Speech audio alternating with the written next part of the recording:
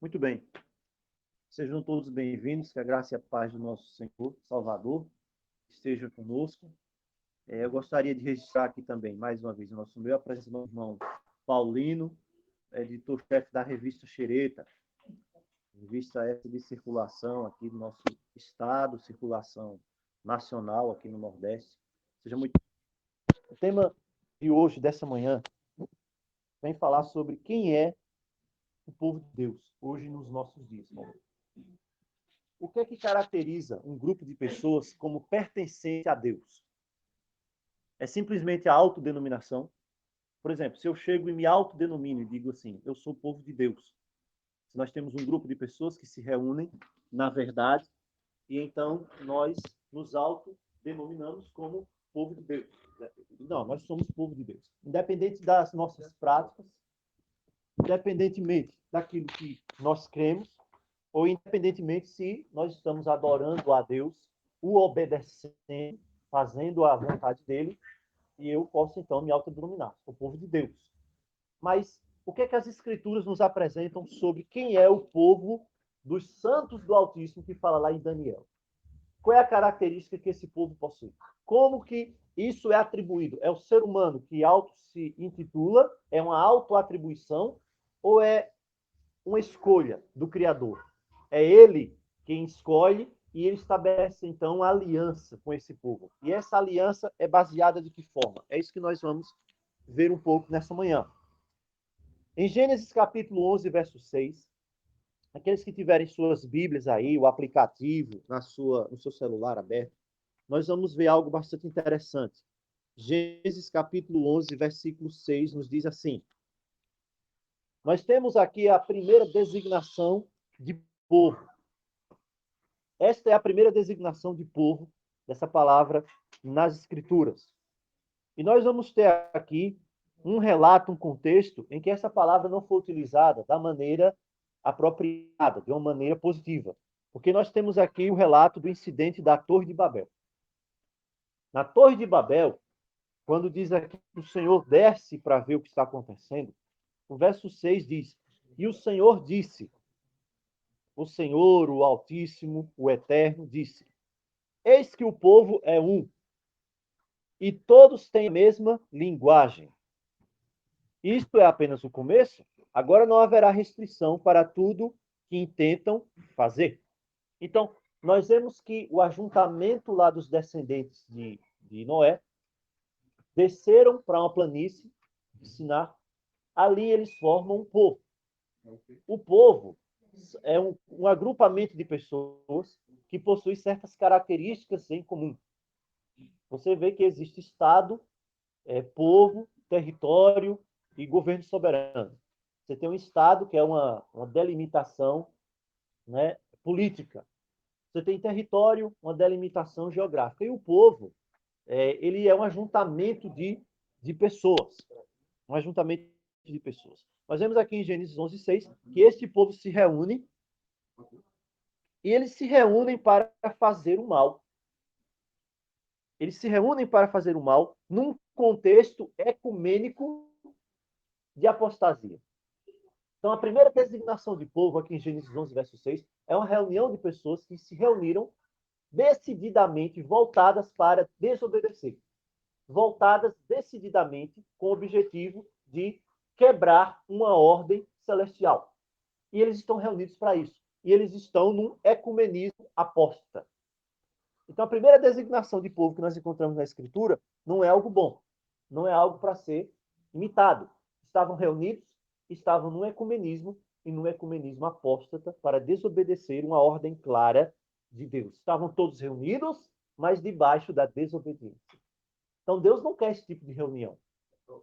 Eles falam que é o que Jesus quer, né? Isso. A união do amor. União do amor. A união do amor. Mas esse paralelo de união do amor, se estiver fundamentado em uma base de desobediência, Paulinho, não tem valor. Você vê aqui que o povo estava unido, tanto que o próprio Altíssimo diz, eles estão unidos, eles são um povo só, mas eles estão unidos na base da desobediência. O fundamento da desobediência. Esse tipo de união não agrada. Esse não é o tipo de união desejada por Deus. Então, esse é o primeiro ponto sobre povo que é apresentado em Gênesis 11:6. Quando nós chegamos em Gênesis 17:14, nós vemos que Deus estabeleceu uma aliança com Abraão. Essa aliança com Abraão, ela está fundamentada em um pacto. O pacto e a aliança são a mesma coisa. Deus fundamenta com ele uma aliança e Deus institui um pacto. O que é um pacto? Um contrato. O que é um contrato? Sempre que você chega para alguém e determina para ele e diz assim, olha, vai na minha casa e faz uma reforma. Isso na forma mais simples de falar. E vem um pedreiro e trabalha. Como é que você acerta com ele? Ou você acerta uma diária, ou você acerta o conjunto todo. Você vai fazer tudo isso, né, Zé Pedro? A empreitada, vamos dizer assim. Quando você vai para o dentista, lá o dentista diz, eu faço o trabalho que você precisa, a restauração, ou qualquer outro procedimento, mas você precisa pagar X. Então, cada um tem a sua parte. O contrato vigora dessa forma. Quando você vai comprar um carro, o fabricante ele diz, olha, o carro tem esses itens, ele é assim, a motorização é assim, assada tal, o preço é X. Então, geralmente, um contrato vai ter uma contraprestação de alguém. E não somente de alguém, mas das duas partes ali. Uma parte se compromete a entregar alguma coisa e a outra parte se compromete a pagar, a fazer também a sua contraprestação. A mesma forma que em Gênesis 17:14. Deus havia dito para Abraão que o seu pacto, a aliança que ele havia determinado com Abraão, consistiria, no primeiro momento, com a circuncisão. A circuncisão faria parte desse pacto. E isso é tão importante que no verso 14 de Gênesis, Deus disse assim, o incircunciso, quem é o incircunciso? A pessoa que não for circuncidada. O incircunciso que não for circuncidado na carne do seu prepúcio, essa pessoa estaria deliberadamente quebrando o pacto, a aliança que Deus havia instituído. Por quê? Porque a aliança que Deus instituiu era baseada nisso aqui. Era a ordem de Deus. A pessoa que Deus diz aqui não fizer isso, será eliminada do seu povo. Por quê? Quebrou a minha aliança. Quebrou a aliança. Então, para que fosse povo do Altíssimo, precisava cumprir a sua aliança. Isso que nós vemos aqui na Escritura. Não existe pacto se eu não cumpro a minha parte na aliança. Então, eu não posso invocar a Deus no dia da angústia, no tempo da angústia, se eu não tenho um pacto com Deus, Paulinho, verdadeiro, que eu já venha cumprindo agora. É preciso que esse pacto seja estabelecido entre Deus e o seu povo. E aqui nós vemos claramente que essa base do pacto é a obediência. É a obediência. Deus havia feito uma aliança, um pacto, um compromisso com Abraão. Então, a aliança é isso, contrato. E as duas partes precisam manter as suas obrigações. Então, você tem as ordens aqui. Todo homem tinha de ser circuncidado. Isso tinha de ser feito ao 8º dia. Olha só, no pacto da circuncisão, não podia ser feito no 3º dia. Não podia ser feito no 5º dia, não podia ser feito no 1º dia, não podia ser feito no 4º. Tinha de ser feito no 8º dia. Isso fazia parte do pacto. Quem determina isso? Foi Abraão? Não, foi Deus quem determinou. Cumpria Abraão e qualquer um que quisesse fazer parte do pacto, obedecer da forma exata como Deus havia determinado. Por que não no 7? Deus não tinha determinado o 7. Era o dia 8º. Era o dia 8º. Então não havia distinção, mas tinha de se obedecer ao pacto. Não obedecendo ao pacto, aquela pessoa seria eliminada, não faria parte do povo de Deus. Então isso nos traz uma lição. Quando eu entro hoje e digo assim, não, eu sou povo do Eterno, sou povo do Altíssimo, quero ir para o céu.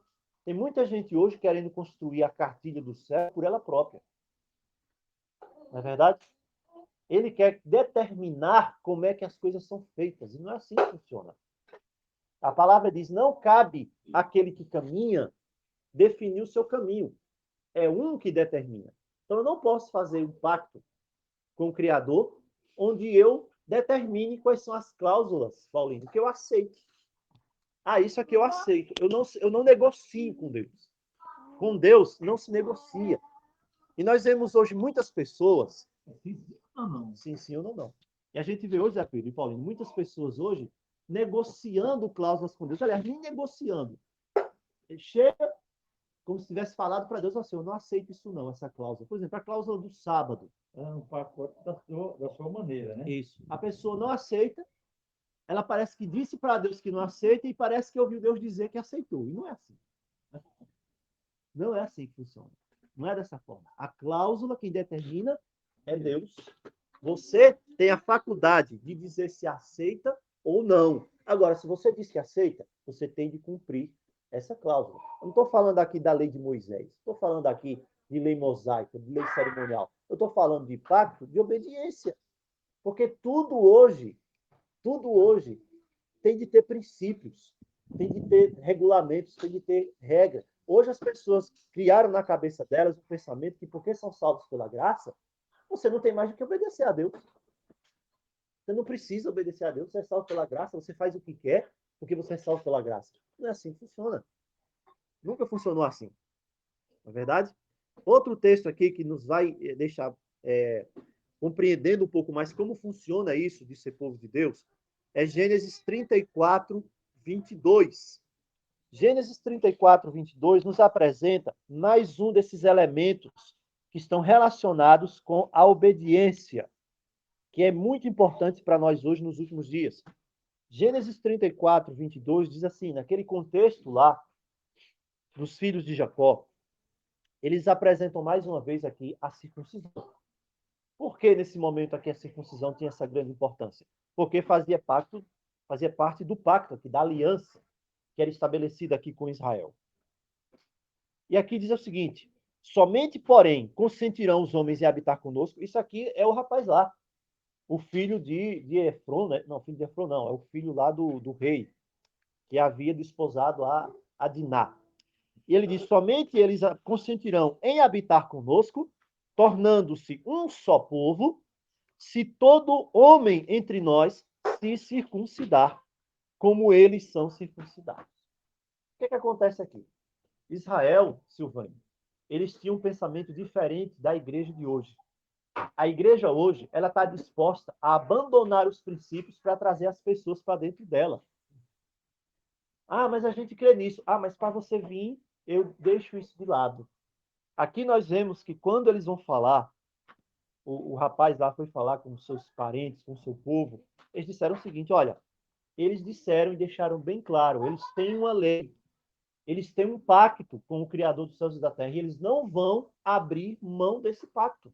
Se vocês quiserem, vocês que têm de se adequar ao pacto, vocês que têm de vir fazer parte da aliança. A gente não vai deixar de obedecer à aliança por causa de vocês. Mas hoje é o contrário. Você vê muitas vezes a igreja, o pessoal, não, a gente não pode falar isso não, porque se a gente falar isso, as pessoas não vão vir para a igreja. Não, a gente não pode pregar essa mensagem não, porque se a gente pregar essa mensagem, fulano pode não gostar.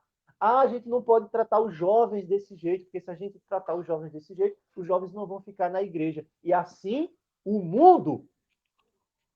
mundanismo vai entrando dentro da igreja.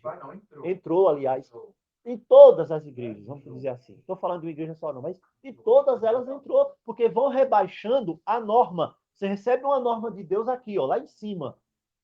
Aí a gente vai fazer um programa, vamos pregar para as pessoas. Eu não vou falar de sábado, não, porque se eu falar do sábado, a pessoa vai fugir. Problema dela, infelizmente. Problema dela. A verdade tem de ser anunciada, porque se eu não anunciar a verdade, depois Deus vai cobrar de mim, vai cobrar de você.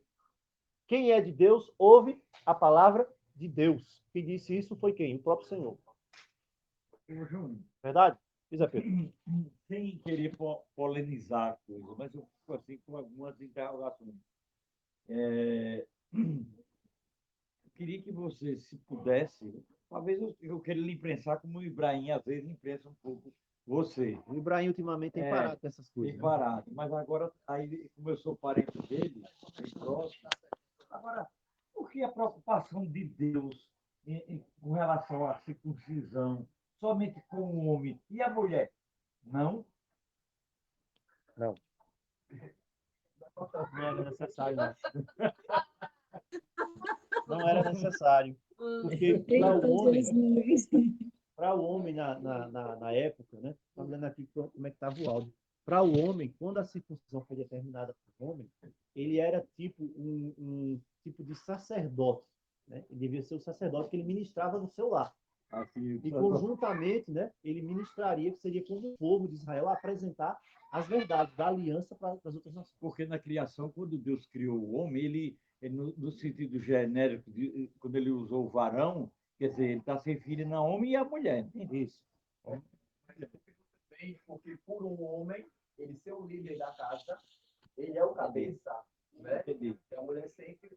Mas Foi o homem, somente para polinizar um pouquinho. o homem estava à frente de tudo. Então, ele teria que ser ele o líder, né? Isso. Você vai ser expulsado, você vai ser o líder da casa, porque eu sei que a sua mulher vai ser o líder do povo. Exatamente. Essa é a unidade, né? Tem que ter o cabeça, como diz a palavra. Aí ele não quer ser o pescoço. Aí tira a cabeça para todo canto. Então, vejam só, aqui no contexto da circuncisão, eles não estavam dispostos a abrir mão da circuncisão, embora a circuncisão fosse algo que tinha validade limitada, até o Cordeiro, até Cristo. Então, hoje não precisa ninguém se circuncidar. Mas, no contexto deles, eles não estavam dispostos a abrir mão. Era um pacto, era aliança. Por que que hoje, então, nós vemos muitas vezes, dentro do sistema religioso, as pessoas abrindo mão das verdades? Você vai procura aí das igrejas do sistema religioso. Sempre tem alguma coisa da verdade que eles abriram mão. Quando não é uma coisa, é outra. Às vezes é uma doutrina que é geral, na grande maioria eles abriram mão. E assim vai. O Gênesis ele diz que é um pacto perpétuo. Mas esse perpétuo da circuncisão até a vinda de Jesus. Isso, né? Exatamente. Até cumprir a finalidade da circuncisão, que era apontar o Cordeiro. Esse é o ponto. Quando nós vamos para Êxodo agora, Êxodo capítulo 3, verso 7, nós começamos a ver que por causa da obediência, por causa desse pacto que foi estabelecido lá com Abraão, o Criador, ele começa agora a designar o seu povo. Esse povo, eles descem para o Egito, não é isso? Eles vão com 70 pessoas, Jacó, seus familiares. Lá eles se tornam uma grande nação, passam lá um tempo de escravidão e agora chega o momento deles saírem. Êxodo 3, verso 7. Êxodo capítulo 3, verso 7. Chega o ponto agora deles saírem. E a mensagem é dada e diz o seguinte, Êxodo 3, 7. Paulino aí está com o texto? Paulino está? Pronto. Êxodo 3, 7. Disse ainda aquele que existe. Disse ainda o Senhor. Né? O pessoal tem uma polêmica hoje. Não pode dizer Senhor, que Senhor é Baal. Não, o pessoal esconde que a palavra para Baal também era marido e proprietário. Então o pessoal tem que parar de falar marido e proprietário também, tá certo, pessoal? Tem pessoas. Olha, hoje mesmo eu vi uma pessoa que veio me interpelar isso no grupo. Que eu coloquei um link do canal, aí a pessoa não tinha o que fazer, aí colocou lá uma resposta. Olha, é muito bom o material, não sei o quê, mas ainda estão falando no nome pagão, não sei o que, aquela coisa toda. E eu já, sem muita paciência com essas coisas ultimamente, eu tenho visto muita desse tipo de coisa, eu respondi para ele, eu disse, rapaz, entra lá no canal, vamos conversar e aí a gente vai ver na palavra realmente se é assim. Por quê? Porque isso se tornou um fanatismo, né? Então o pessoal diz, não, Baal quer dizer senhor. Não, mas Baal também quer dizer marido e proprietário. Então você para de falar marido e para de falar proprietário também, que é um erro, então, é uma blasfêmia. Né? Vamos ser 100% corretos. O pronome usado tem respeito. Então, é um assunto, né? A gente tem um material sobre isso, a gente falou uma vez e não falou mais, porque não teve como ver outros assuntos, mas a gente vai continuar, sim, falar sobre isso. Voltando aqui, Êxodo 3,7. Disse ainda o Senhor, certamente vi a aflição do meu povo que está no Egito, ouvi o seu clamor por causa dos seus exatores, conheço do sofrimento. Veja, ele aqui chama a descendência de Abraão, lá do início, que havia feito o pacto, a aliança, e diz o seguinte, eles são o meu povo. Por que eles são o seu povo? Por que ele olha para aquela descendência de escravos, Paulinho, que estava lá no Egito, descendentes de Abraão, e ele diz, eu vi o sofrimento do meu povo. Por que eles são povo? Por que o próprio Deus diz, eles são meu povo? Porque eles estão na obediência. Havia sido feito um pacto, que era a circuncisão, e eles estavam na obediência. Eles continuavam ali, mesmo na escravidão, eles continuavam lá obedecendo. É o meu povo. Então, isso aqui já nos deixa uma linha de entendimento muito claro sobre como Deus considera quem é o seu povo. Ele chama a descendência de Abraão de seu povo. Ou seja, ele está cumprindo a sua parte da aliança. Deus faz um pacto, um compromisso com você. E ele aqui diz, eu estou fazendo a minha parte. Quando nós vamos lá para Êxodo 6, verso 7, mais uma vez, nós vemos isso aqui. Ele diz agora, ele promete, assim como ele prometeu a Abraão, tomar-vos-ei por meu povo, serei o vosso Deus, o vosso Elohim, o vosso Deus. Sabereis que eu sou aquele que existe, o vosso Deus, e vos tiro de debaixo das cargas do Egito. O que é que ele está dizendo aqui? Ele disse antes que era o seu povo. Eu vi a aflição do meu povo. No verso 7 do capítulo 6, ele diz, eu vou tomar vocês por meu povo. Ou seja, eu vou levar vocês a um nível de intimidade como vocês ainda não têm. E serei o vosso Deus. Eu vou levar vocês à prática do compromisso. Vou revelar a vocês coisas que vocês não sabem ainda. Então, nesse sentido, eu vou tomá-los, pegá-los nos meus braços e vou apresentar todas as maravilhas que essa aliança que vocês assumiram determina que chegou o tempo de ser revelado. É isso que ele está dizendo aqui. Quando nós vamos para Êxodo 8, e nós vamos ter uma crescente aqui, uma escada de eventos que vão nos revelar essa relação dele com o seu povo. Êxodo 8, 22 a 23. Quando as pragas estão caindo no Egito, mais à frente aí, Paulinho, no capítulo 8, versos 22 a 23, as pragas estão caindo no Egito. Ele faz questão de dizer o seguinte. Êxodo 8, 22 a 23. Ele diz assim: naquele dia, no dia que da praga, a praga que estava caindo, as pragas que cairiam, separarei a terra de Goshen. Vou separar essa terra. Por quê? Porque lá habita o meu povo. Para que nela não haja enxames de moscas. E saibas que eu sou aquele que existe no meio desta terra. Farei distinção entre o meu povo e o teu povo. Amanhã se dará este sinal. O que é que ele está dizendo aqui? Deus faz separação entre o seu povo e o povo de quem? De Faraó. Trazendo para os nossos dias. Deus faz separação entre o seu povo que lhe obedece e o povo do mundo. E o povo do mundo. Na sua terra, na casa do seu povo, existe uma bênção. Existe uma proteção. E ele diz aqui, não haverá enxames de moscas. E eu vou fazer distinção entre o meu povo e o teu povo. Na verdade, ele estava falando aqui com Satanás, não era somente com o faraó, não. Mas ele estava falando aqui com Satanás. Ele disse, olha, eu sei quem é o meu povo. E eu sei que você também tem um povo. Por isso que a palavra diz que existe aquela semente da serpente lá em Gênesis. Ele diz, porém, inimizade entre ti e a mulher, entre a tua descendência, a descendência da serpente, e o seu descendente, que é Cristo. Então, existe essa diferença. Agora, veja que ele aqui diz que esse povo é o povo dele e que ele separa o seu povo. Primeiro ponto, esse povo não pode estar misturado. Uma das terríveis coisas que o diabo tem feito é misturar, levar o povo, que se diz povo de Deus, a se misturar com o povo que não é de Deus. Vai misturar, na verdade. Exatamente.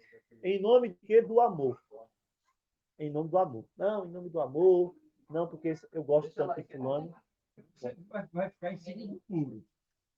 Não é? Exatamente. Você nem disse, nem tá lá, nem tá lá, nem cá. Exatamente. Não mistura. Primeiro ponto, não mistura. Eu separo. Ele está dizendo aqui. E esse povo não é o povo do mundo. Quando nós vamos aqui para Êxodo 9 ainda, Êxodo 9, do 14 ao 15, nós vemos mais uma vez esse padrão. Veja qual é o padrão aqui em Êxodo 9, 14 a 15. Ele diz, eu enviarei todas as minhas pragas sobre o teu coração, sobre os teus oficiais e sobre o teu povo. Veja, os egípcios não eram povo de Deus. Não eram. Não eram. Para que saibas que não haja ninguém, que não há ninguém semelhante a mim em toda a terra. E veja que eu gosto de ver isso aqui, a soberania do Criador. Às vezes nós olhamos para o mundo hoje. Por exemplo, nós vemos o mundo hoje, né? O que é que está acontecendo? Nós estamos vendo aí as pessoas colocando restrições em todo lugar. Não entra aqui se não tiver o passaporte sanitário. Não entra aqui se não tiver, né, a máscara. A máscara vai levar a marca depois. Sabia disso, Paulinho? A máscara, hoje, ela vai levar a marca. Que marca? A marca da besta. Tudo é um preparatório. Foi tudo uma preparação, né? Veio a pandemia, veio a máscara, né? Depois da máscara, as restrições, Isso. depois a injeção.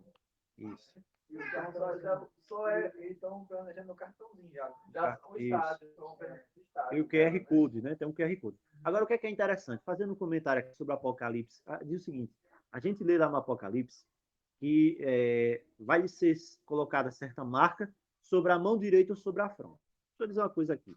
Lá no Apocalipse, não fala em mão direita. Sabia disso? Não fala sobre mão direita.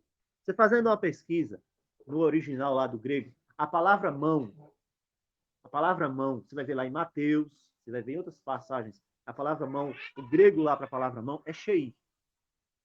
Shei. Mão é shei. A palavra direita é dextro. Dextros, né? Direito. Lá no Apocalipse não tem shei. Tem somente dextro. Né? A direita. Então, a gente está vendo um cumprimento profético aqui tão tremendo. A Bíblia, o Apocalipse, não diz que a marca da besta é na mão direita, não. Diz que é colocado sobre a direita, o lado direito. E aí você tem o seu braço direito. Tem o seu braço direito. Isso é tremendo, Zé Pedro. Você está vendo isso se cumprindo hoje diante dos nossos olhos. Se lá João tivesse visto na mão, ele ia utilizar a palavra shei, como tem lá em Mateus, quando Cristo disse: a tua mão direita que faz tropeçar, você vai ter lá shei, quer dizer, mão realmente. Mas no Apocalipse tem dextro. Não tem shei. Era para ter shei e dextros, né? Mão direita. Só que você não tem shei lá. Você tem apenas dextros. Então é do lado direito. Do lado direito. Que é a tal da malfadada, desgraçada marca da besta, vai ser colocada. Então, nós estamos vivendo hoje, nesse tempo, nessa época, e nós estamos percebendo mais do que nunca que o diabo quer levar a humanidade inteira a decidir-se se vai ser povo de Deus ou se vai ser povo dele.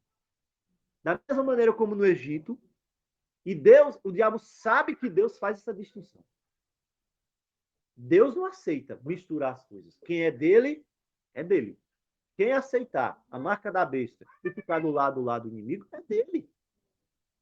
É dele. É tanto que Deus não aceita que Deus não aceitou a rebelião de Satanás, que ele teve que ser expulso. Exatamente. Quando ele quis ser igual a Deus. Né? Agora, o ponto aqui desse verso 14 e 15 de Êxodo é o seguinte. O faraó estava lá escravizando o povo, as tropas de faraó, os exércitos de faraó. E aí Deus diz o seguinte: olha, eu estou só brincando com você, faraó. Estou mandando uma praga, deixa aí o meu povo. Aí você não deixa. Manda uma praga. Deixa aí o meu povo. Você não deixa. Eu estou brincando com você. Estou só brincando. Você é que nem um ratinho aqui que eu pego, solto, pego. Estou brincando. Eu estou endurecendo seu coração. E veja o que Deus diz aqui. A gente pensa, né? Quando a gente vê essas coisas, a gente fica um certo, né? Dá um temor, que às vezes, nossa. O que eu pensava era, já que Deus mandou que ele liberasse o povo, por que ele endureceu o coração? Endureceu o coração. É. Deus Ele estava brincando com o faraó. Por quê? Se ele queria que o pessoal fosse, ele libertasse o pessoal. Mas depois eu entendi, foi porque o povo de Deus ainda não confiava realmente no poder de Deus. Amém. Eles ainda estavam perdidos. Então, para eles receberem a libertação, era necessário que os israelitas, o povo de Deus que estava no Egito, confiassem em Deus e o aceitassem. Porque o povo estava corrompido com a vida pagã do Egito. Do Egito ainda. Então, Deus não endureceu o coração de Faraó por conta que o povo ainda não estava liberto dos costumes que eles aprenderam do Egito. E Deus estava manifestando o seu poder, para que cada manifestação que houvesse, o povo visse e Então, mas eu falava, por que Deus endureceu tanto o coração de Faraó para chegar a esse ponto. Então, Deus Mas queria, era porque ele fazia, liberta meu povo. Aí, desceu o coração do faraó. O faraó já era uma peça perdida. Aí depois eu orando a Deus, Deus falou. Foi por conta disso. O faraó, ele era uma peça perdida, Pra né? mostrar que ele é Deus. Agora, o interessante disso tudo é o verso 15 aqui do capítulo 9 de Êxodo. Veja o que diz aqui, o Altíssimo. Ele diz, pois se eu quisesse, eu já poderia ter estendido a mão para acabar com você, para ferir você e o teu povo com pestilência, e você já tinha sido cortado da terra. Estou estendendo. Já tinha acabado com você. Simples. Então, pessoal, nós não podemos, né? Vão acontecer coisas terríveis aí, vão acontecer coisas como, olha, nós vamos ver coisas que a geração do seu pai, do seu avô, do padre Cícero, lá quem for que falou, 2000 não chegará, vai acontecer. Não viram, nem imaginaram ver. Mas nós vamos ver. Aqueles que estiverem vivos, mantidos, vamos ver. É nessa geração agora.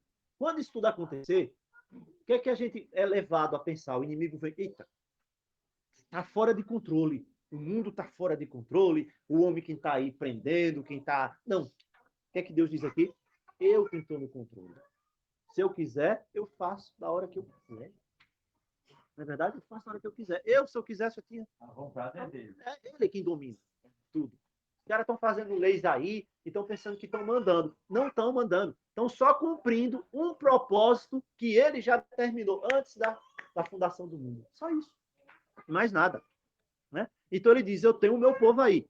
Agora veja, quando é para o seu povo receber novamente os 10 mandamentos, que eles já sabiam, já. A gente pode ver, antes de Êxodo 20, que se tinha conhecimento de toda a lei. Por exemplo, Êxodo 16. O que é que eu tenho em Êxodo 16? Êxodo 16, ele cobra o povo lá no deserto porque que eles estão quebrando o sábado. Aí tem muita gente que diz, o sábado só apareceu lá nos 10 mandamentos para os judeus. Não. Como é que ele vai cobrar o povo lá, antes dos 10 mandamentos, dizendo, vocês sabem a minha lei e vocês não estão obedecendo? É uma prova disso. Mas quando ele vai dar a lei, Êxodo 19, 5, ele já faz um aviso. Ele faz um aviso.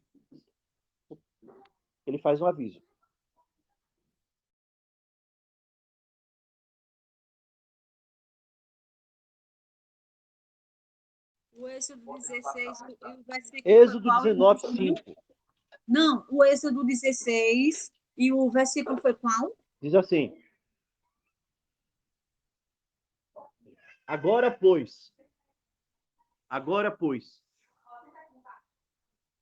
se diligentemente ouvirdes a minha voz, guardardes a minha aliança, então sereis a minha propriedade peculiar dentre todos os povos da terra. Porque toda a terra é minha. O que ele está dizendo aqui? O mundo é meu. A terra inteira é minha. Esse povo pagão é pagão, mas é meu. Eu faço o que eu quiser com ele. Essa nação aqui, Estados Unidos, hoje, lá, é meu. Eu faço o que eu quiser. Brasil é meu. Coreia é meu. A China lá é minha. Eu faço o que eu quiser. Agora, eu escolhi vocês. Agora, sob uma condição também. Se você diligentemente... O que é diligentemente, pessoal? O que é ser diligente numa coisa? Sabe o que é ser diligente numa coisa? Exemplo. Eu tenho um desenho aqui. Uma figura. Aí você chega para a criança e diz, pinta aqui. Se eu pegar simplesmente e deixar mal feito, eu não fui diligente. Agora, se eu chegar com todo esmero, com todo cuidado, fazer aquilo nos máximos detalhes, olhando onde é que eu posso melhorar, aí eu estou sendo diligente. É isso que ele está dizendo. Ele não aceita nada feito de qualquer jeito. Tem que ter diligência. O que é diligência? Eu tenho de procurar fazer da melhor maneira possível. Você trabalha numa empresa. o seu patrão vai chegar para você, ele vai querer, ele vai gostar se você faz alguma coisa mal feita? Ele vai gostar se você, por exemplo, olha, varra aqui. A pessoa tem um papel de trabalhar na limpeza, vamos supor. Aí a pessoa vai começa a varrer, aí varra ali no outro canto e deixa aqui tudo cheio de poeira. O que, é que vai acontecer com ela? Vai ser chamada a atenção. Quer dizer, peraí, você está varrendo? Ah, eu varri. Não, mas você não varreu da forma correta, você não foi diligente. Então Deus está dizendo, você quer guardar os mandamentos, quer ser meu povo? Faça bem feito. Tem de fazer bem feito. Tem de procurar se esmerar. Tem de ter zelo em tudo. Então Deus disse, se você for zeloso, se você ouvir a minha voz, guardar a minha aliança, então você é meu povo. Então é condicional. É condicional. Nesse caso aqui, quer dizer, todo povo, todos pertencem a Deus. Mas nem todos aceitam esse pacto, né? Isso, exatamente. Então, não aceitam esse pacto, e Deus Não tem mais compromisso. Não tem mais compromisso. É a obediência. Aí vem a questão aí as consequências paradas aqui. Exatamente. Para você ter o compromisso, a aliança, e você dizer, não, Deus é o meu Deus. O Altíssimo é o meu Deus. Eu sou povo de Deus. A gente está falando hoje de manhã, povo de Deus. Você precisa cumprir a sua parte. Você precisa ser fiel. Se guardar a minha aliança, então você é. Aí o povo aceitou. E primeiro ele avisou, disse, olha, quer ser meu povo? Tem de ser diligente e me obedecer. Então você é meu povo. Aí o povo aceitou. Êxodo 19, 7 a 8. Você vai no verso 7 e 8. Isso tudo aqui é antes de ter sido proclamada lá do Monte Sinai os 10 mandamentos. Êxodo 19 agora. Nós vamos ver isso aqui. Esse contexto agora, apresentado diante do povo. No verso 7 e 8, 19, Êxodo 19, 7 e 8. Veio Moisés, chamou os anciãos do povo, e aqui entra o princípio da responsabilidade, da liderança. Moisés chama quem? Os anciãos do povo. Moisés não chamou todo mundo, ele chamou os anciãos do povo. Por quê? Existem os cabeças, você é o cabeça da sua família. Diante de Deus funciona assim. Diante do homem, hoje pode querer fazer uma bagunça. Mas diante de Deus, existe um princípio chamado hierarquia. Hierarquia. E aí, veja, Moisés chama os anciãos do povo e disse tudo o que Deus havia mandado. Deus disse, olha, Deus quer fazer de vocês povo dele. Agora é o seguinte, vocês têm de diligentemente obedecer. Vocês querem obedecer. E aí o povo relata isso, né? O povo disse, sim, tudo o que ele falou nós vamos fazer. Olha, quer dizer, o povo agora, Paulinho, Silvano, Zé Pedro, entraram num contrato com Deus. Olha que coisa interessante. Deus disse, olha, minhas cláusulas são essas aqui. O povo, minhas cláusulas são essas. Aceita? O que é que o povo disse? Aceitamos. Aí Moisés tem de voltar para Deus e dizer o que o povo disse. Pergunta, Deus não sabia? Claro que sabia. Deus não estava ali na hora que o povo falou? Claro que estava. Deus é onipresente. Mas as coisas com Deus funcionam assim. Deus falou para Moisés. Moisés desceu lá do monte. Reuniu os anciãos e disse, olha, Deus disse assim, assim, tem que ser diligente, obedecer o mandamento. Vocês aceitam? Aceitamos. Tá bom. Espera agora que eu vou contar lá para Deus. Aí Moisés subiu o monte e foi contar. A mesma experiência que nós passamos aqui. Quantas vezes Deus mandava a mensagem e aí chegava para mim, chegava para outros e dizia, diga, porque eu tenho de dar resposta para o Senhor. É aí onde você vê onde a verdade está fundamentada. Porque veja que a mesma coisa, esse mesmo Deus aqui que falou com Moisés que fazia isso, ele fez de novo. Não recebia a mensagem lá, ia dar a mensagem, na minha casa, chegava lá e dizia, ei, responda.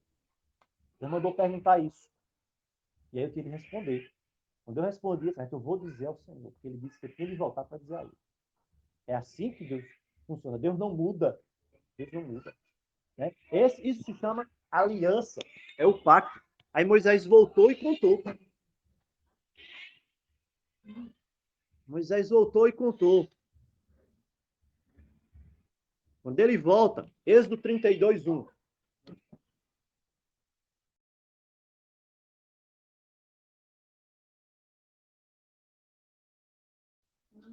Êxodo 32, verso 1. Moisés vai, leva a mensagem, recebe mais instruções, uma série de instruções do Criador. E aí o que acontece? Esse povo que disse que não, a gente aceita, vamos fazer tudo. Que Deus estava chamando do meu povo já, Paulinho. Deus estava dizendo, é meu povo, agora tem de me obedecer. Vou tirar meu povo do Egito, tirou. Agora estou trazendo vocês para mais próximo, vou dar as minhas instruções. Moisés passa 40 dias lá, o povo já esquece. Olha só como é que nós esquecemos rápido dos nossos compromissos com Deus. 40 dias, Moisés não vem, Moisés não desce. Sabe de uma coisa? Esse Moisés, ele morreu. Moisés morreu, sumiu-se no meio do mundo aí, ninguém sabe onde ele está. Vamos fazer um Deus aí, vamos adorar um bezerro de ouro. Foi isso que aconteceu. Êxodo 32, 1. Vendo o povo que Moisés tardava em descer do monte, chegou perto de Arão. Sempre vai ser assim, vai procurar outra pessoa. Outra pessoa que tem uma aparência de liderança também. Arão era um líder? É.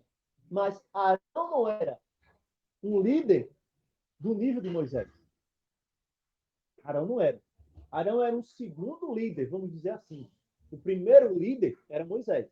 Arão era um líder, era um vice-líder para ajudar ali Moisés. Deus era escolhido para o santuário, tudo bem. Mas ele não era um líder de posição, de firmeza como Moisés. O que é que o povo vai? Vai aonde logo? Para corromper.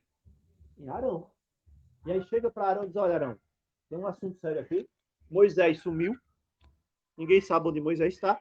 Agora a gente precisa fazer uns deuses aqui, porque o povo tem de ter essa pegada, tem de estar unido, esse povo, que cada um aí, um está querendo ir para um lado, outro está querendo ir para o outro, tem de unir esse povo. Mais uma vez, é o ecumenismo. Vamos unir esse povo. E aí a apostasia vem.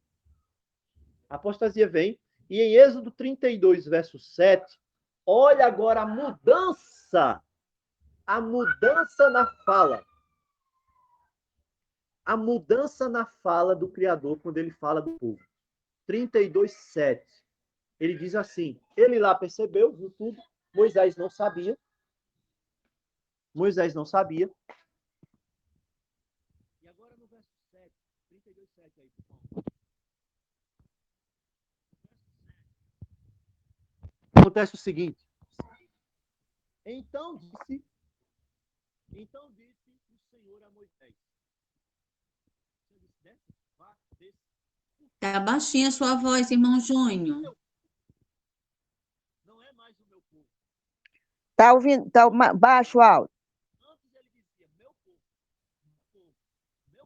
Agora ele diz, desce porque o teu povo não é mais meu povo. O teu povo, veja, o teu povo que fizer... Júnior, deu problema aí no teu áudio. Foi, deu problema e começou a deixar a gente vermelhinho. Pior que ele não está ouvindo a gente também.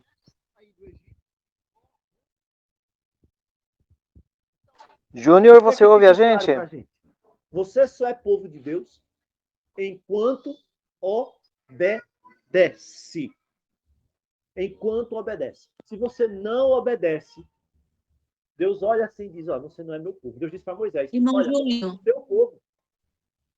Irmão Júnior, por favor. Não fui nem eu que fiz subir. Deus disse, nem eu mais. Não tenho nada a ver com isso. Eu não quero. Eu não me relaciono com esse povo. Para Deus, apagou. Havia sido apagado. Tudo quanto ele havia feito. Por quê? Porque o povo se corrompeu. Porque o povo se corrompeu. E isso aqui é tremendo. É tremendo o que acontece aqui. Então, no verso 33:1, nós vemos mais uma vez esse princípio. Êxodo 33, verso 1 agora. Oi, Grace, o som tá baixo? Vamos tentar aqui ver se melhora. Deve ser uma oscilação aqui de internet. Nós não ouvimos, Mas, não, pessoal, viu? Como é que está aí o áudio, irmã Sônia? Irmão Júnior, Oi. quando falar o 7, nós não ouvimos mais nada do 7. Não ouvimos a sua fala, nada. Parou. Ficou mudo para a gente. Parou aonde? Parou no 7. Nós não ouvimos o que o senhor falou. No capítulo 32, versículo 7, nós não ouvimos nada. 32:7, vocês não ouviram? Não, e além do mais, quando a gente falava, irmão Júnior, tá baixo, os nossos bonequinhos ficavam tudo vermelhinho. Foi algum problema de internet, então. Vamos lá, vamos repetir o 32:7. Então disse o Senhor a Moisés: vai e desce, porque o teu povo que fizeste sair do Egito se corrompeu. Qual é a mudança que acontece aqui? Deus não chama mais Israel de meu povo. Não é isso? Ele não chama Israel de meu povo, ele diz teu povo. Não é mais povo dele. Por quê? Por causa que se corrompem. Há corrupção. É esse o sentido que nós vemos aqui. Quando nós vamos para o outro texto, Êxodo 33:1, mais uma vez, Deus repete esse princípio. Vai, sobe daqui, tu e o povo que tiraste da terra do Egito. Veja, Deus não está mais uma vez se relacionando com o povo. Deus não está apresentando aqui que tem algum tipo de interesse em ter um relacionamento com a nação de Israel. Porque Deus, para ele está apagando até o fato de tirá-los da terra do Egito. Mas a promessa que ele fez, ele vai ter de cumprir. Porque ele diz, para a terra que a respeito da qual jurei a Abraão, Isaque e Jacó. Então, Deus diz, olha, leva eles para a terra. Leva eles para a terra porque eu prometi, então eu vou cumprir. Agora, meu povo, enquanto estiverem na apostasia, na corrupção, não é mais meu povo. A minha promessa eu vou cumprir. Vou mandar eles para a terra prometida, que eu prometi. A Abraão, a Isaque e Jacó. A minha palavra não cai. Agora, estão corrompidos. Enquanto não mudarem, não é meu povo. Não é meu povo. Então Deus está cumprindo a sua promessa, mas o juízo dele está guardado. Êxodo 32:34, ele diz aqui, olha, esse povo inteiro se corrompeu, não teve fé, duvidaram, lá no caso do Sofia, e ele diz, olha, conduz o povo. Irmão Júnior, nós não estamos ouvindo. Não está ouvindo? Não, ninguém está ouvindo. Oi? Tá baixo. Tá baixo? Que coisa, né? E aqui tá no máximo volume, deve ser alguma coisa de internet aqui, não sei. Não sei o que é que eu faço. Foi Êxodo. O senhor leu Êxodo 33:1. E agora é Êxodo o quê? Êxodo 33:1. Já ouviram até o 33:1? Isso, já. Ok. Então vamos agora para o Êxodo. Êxodo 32:34. Nós vemos aqui o processo que Deus está cumprindo a sua promessa.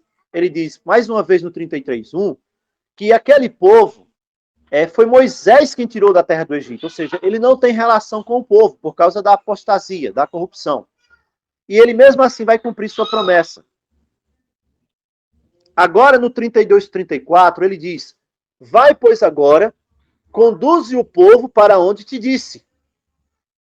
Meu anjo irá diante de ti, porém no dia da minha visitação, vingarei neles o seu pecado. Ou seja, aquele povo havia pecado.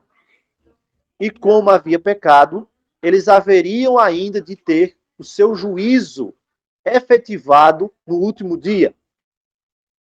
Então, além da obediência, o que é que torna um grupo de pessoas povo de Deus? A gente já viu aqui, obediência. Se não tiver obediência, Paulinho, não adianta. Pode ter o nome que for. Israel tinha um nome. A nação eleita. Abraão, Isaque, Jacó. Você pode ser qualquer igreja hoje, tem o nome que for. Pode ter nascido onde for. De qualquer forma. Não é isso que torna alguém povo de Deus.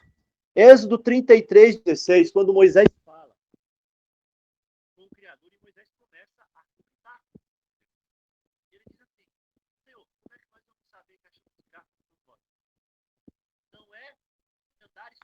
Tô escutando nada. Separada do povo, todos os povos da terra. Então, nós temos aqui duas características. A primeira, a obediência. A segunda, a presença de Deus nesse estado. Sumiu de novo, Júnior. Sumiu de novo.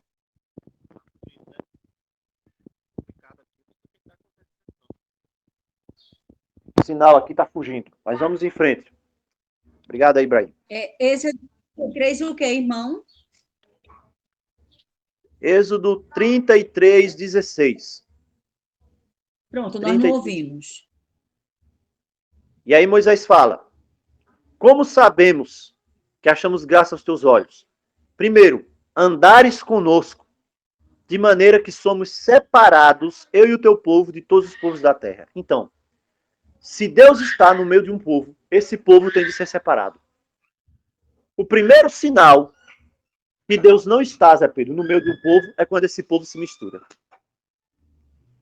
Se esse povo, Paulino, se mistura com os outros que não estão em obediência, Deus não está no meio desse povo.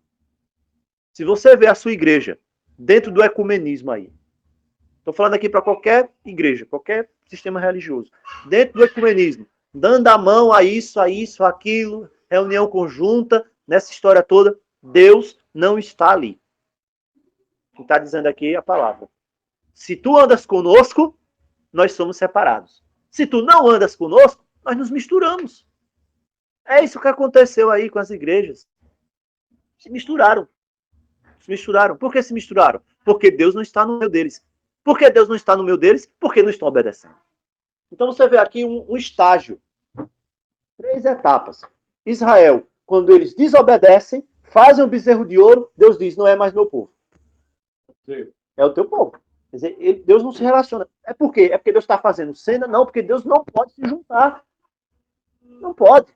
Se não houver uma mudança, Deus não pode. Então, como não é mais povo, veja que Deus não queria nem ir com eles mais. Mas, Senhor, venha conosco. Aí ele diz, eu vou enviar o anjo, mas o pecado vai ser cobrado no final. O pecado é cobrado. E aí continua. E aí Moisés diz, sim, mas esteja conosco para que nós sejamos separados. Aí eu vejo tudo isso aqui. Como é que eu posso imaginar que igreja A, igreja B, igreja C quer dizer que é povo de Deus e obedece a Deus? Pode ser. Ah, mas nós somos o povo de Deus, nós nascemos de profecia. Sumiu o áudio. Nós nascemos daquilo outro, e no nosso Deus tem um profeta. Ah, mas Israel tinha quantos profetas, então? Tinha Moisés aqui. E por causa disso, obedeça não. É isso que torna o povo de Deus. Isaías 1, 19 a 21. Nós vemos o que Deus dizia, a mensagem que Deus enviou para Israel, para o seu povo, naquela época, lá do ministério do profeta Isaías. Ele aqui faz um convite mais uma vez. E ele diz, se vocês quiserem, 1, 19 a 21. Se vocês quiserem e me ouvirem. Pode ler aí, Zé Pedro, por favor. Isaías capítulo 1. Irmão, repete, por favor. Isaías o quê, por favor? Isaías capítulo 1, verso 19 ao 21.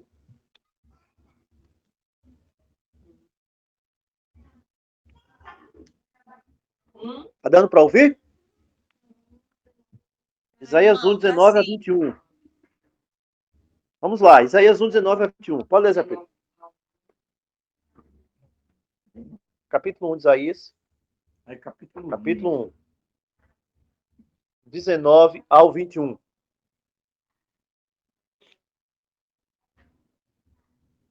Se quiserdes e me ouvirdes, comereis o bem desta terra. Mas se recusardes e fordes rebeldes, sereis devorados à espada, pois a boca do Senhor disse: como se fez prostituta a cidade fiel, ela que estava cheia de retidão, a justiça habitava nela, mas agora homicidas. Muito bem. Vejam só que palavra. Ele aqui está dizendo, se vocês quiserem, tudo é condicional. É um convite condicional. Não há nenhum tipo de imposição. Não. Não há nada de obrigatório, né, com Deus. Agora, há as consequências. As consequências, não há como se fugir das consequências. Se quiserdes me ouvirdes, comereis o melhor dessa terra. Se vocês quiserem me ouvir. Lembrem-se que vocês têm uma aliança. Se recusarem e forem rebeldes, vocês vão ter as consequências. Agora, tudo isso por quê? A cidade que era fiel, e aqui ele está se referindo a Jerusalém, ao seu povo, se fez como uma meretriz.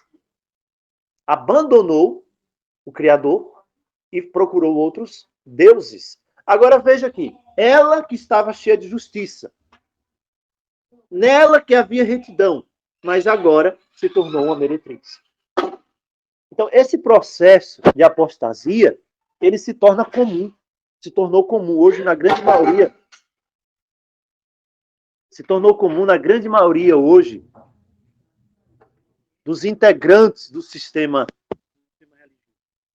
E aí o Senhor diz, isso é próximo.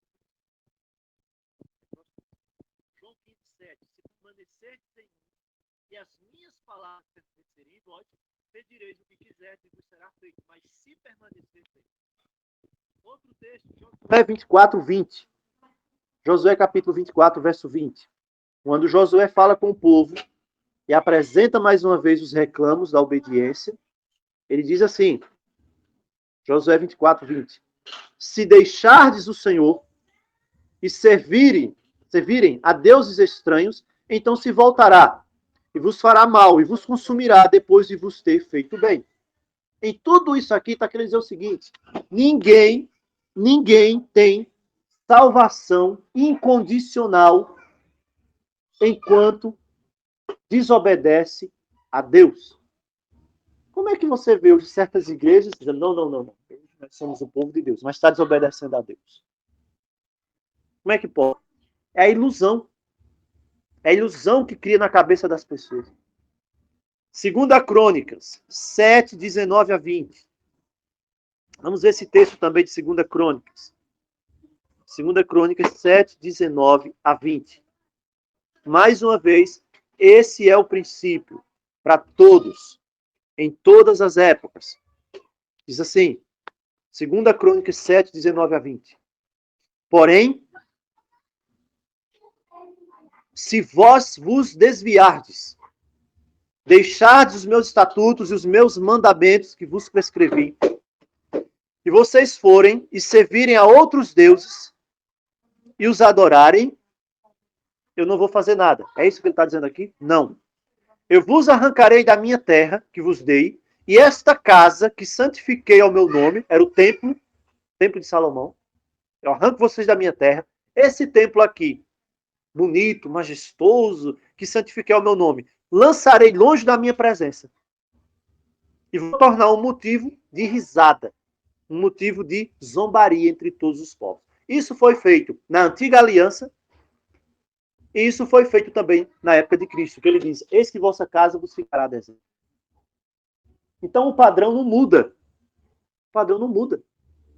Se desvia, deixa os mandamentos, o que é que ele faz? Eu arranco você da minha terra e lanço você para longe de mim. Então Deus não está interessado numa igreja grandiosa, no templo, em hospital, em TV. Não, está desobedecendo? Deus diz, eu não quero, não permanece na presença.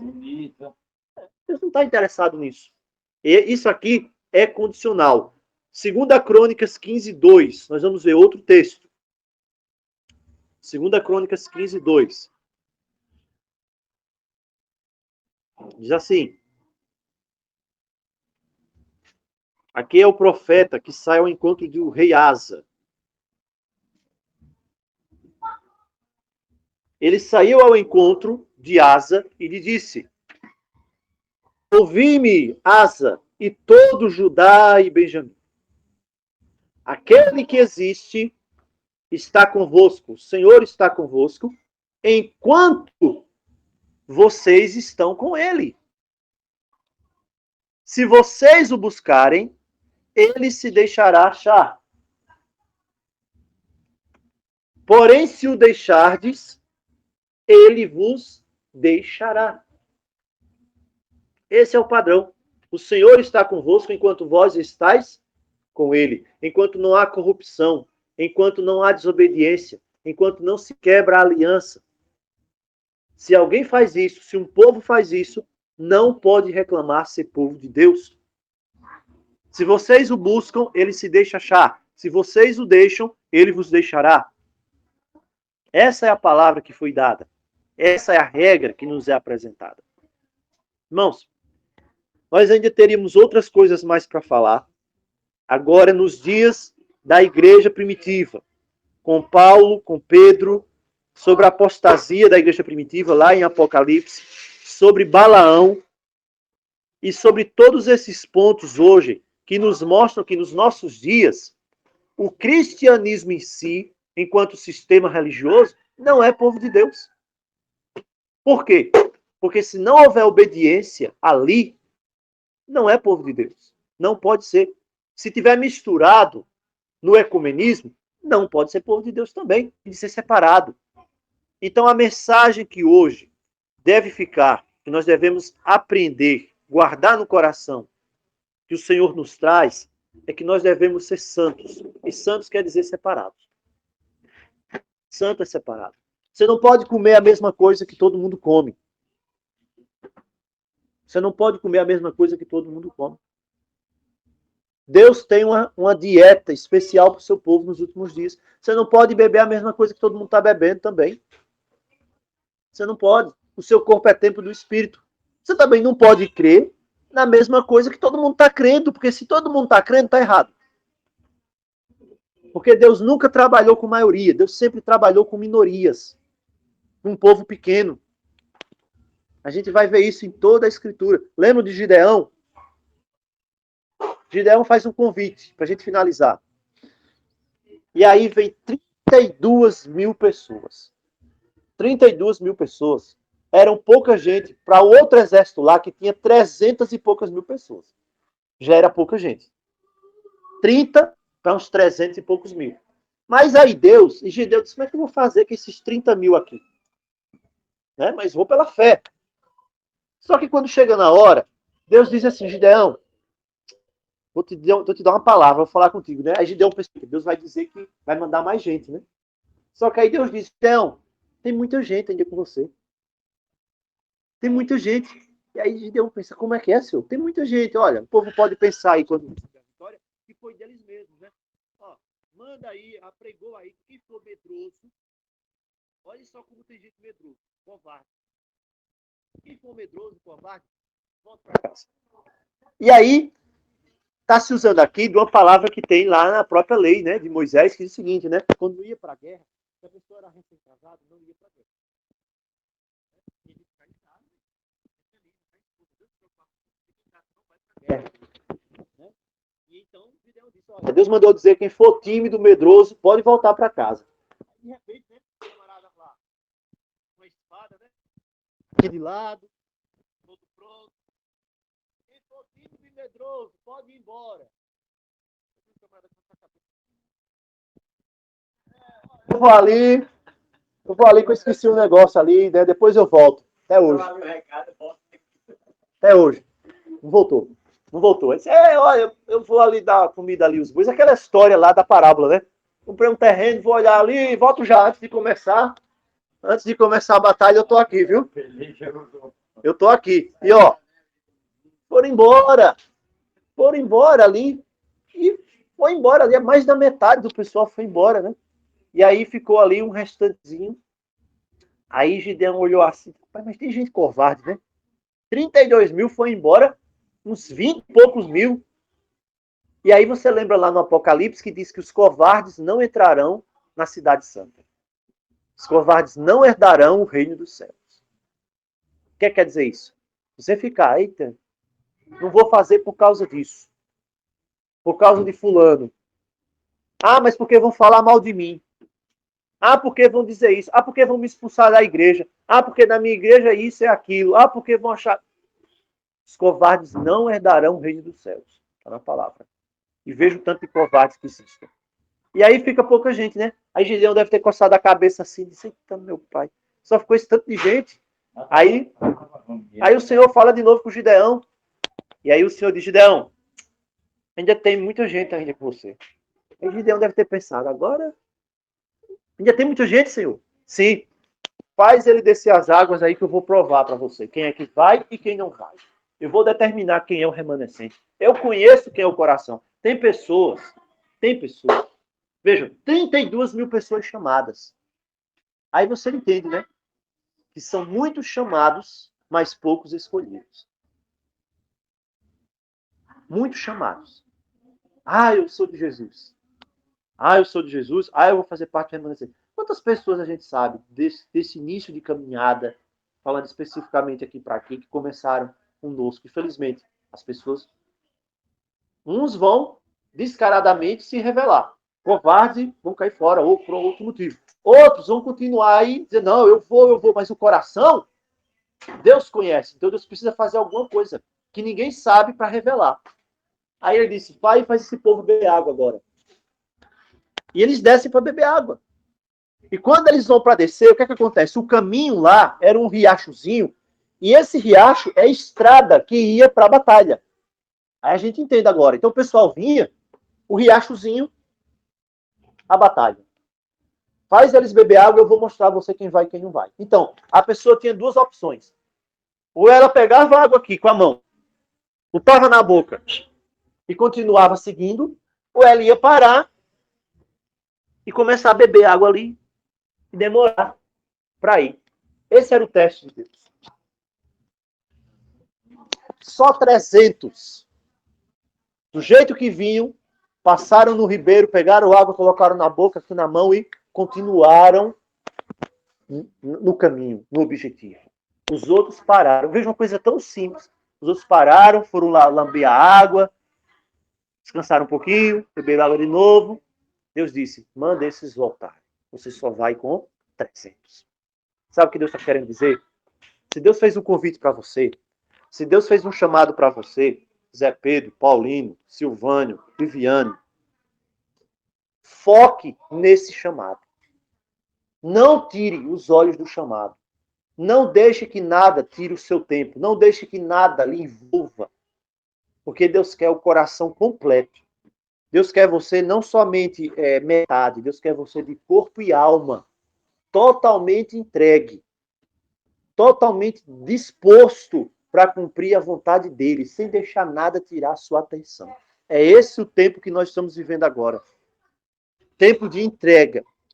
Tempo de entrega verdadeira. Aquele que parar no ribeiro para beber água e tirar a atenção da batalha espiritual que nós estamos vivendo hoje, o Senhor vai dizer, volta para casa, volta para trás. Por isso que eu falei no início e volto a repetir. Deus não trabalha com maioria. Você vê uma igreja hoje aí de sistema religioso, nossa, você vê ali o pastor pregando, o apóstolo, o bispo, sei lá quem. Deus está aqui, tem não sei quantas mil pessoas ali. Não quer dizer isso não. Deus trabalha com minoria. 32 mil que foram chamados, 300 foram escolhidos. Qual é a porcentagem disso aí, Zé Pedro? De 30.300 ser escolhidos. 1%, não? Olha só a porcentagem. Então, irmãos, a mensagem de Deus hoje para nós, como seu povo, é isso. Você tem um pacto com Deus? Tem. Você quer ter um pacto com Deus? Então o Senhor tem de estar presente e você tem de separar. Você precisa separar do mundo. Precisa obedecer. Você precisa assumir essa aliança. O Senhor está presente quando você não está misturado com o mundo. Quando tem algum sistema religioso misturado com o mundo, dentro do jeito que o mundo crê, o Senhor não está ali. Então que o nosso Pai Celeste nos abençoe, nos fortaleça, que nós possamos tomar essa verdade da vida e possamos colocar isso em prática. Possamos tomar agora o exemplo de Gideão. Você vai passar pelo ribeiro, você vai para a batalha espiritual agora, os últimos dias chegaram, vai. Agora, coloque sua mente em Cristo. Paulo diz, eu sigo para o povo, para o prêmio. A soberana vocação de Deus está em Cristo.